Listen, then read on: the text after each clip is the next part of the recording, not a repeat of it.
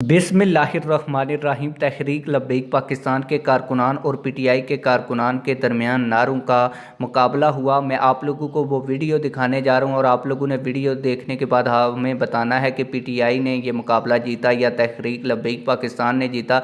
इससे पहले मैं आप लोगों को बताता चलूँ कि पीटीआई के कारकुनान जब जलसे में शिरकत के लिए एक बड़े जुलूस की सूरत में जा रहे थे तो वहाँ पे तहरीक लब्बैक पाकिस्तान के कारकुनान ने अफ्तारी और सहरी के लिए एक बड़ा कैंप लगाया हुआ था, जिसमें तहरीक लब्बैक पाकिस्तान के चंद कारकुनान थे।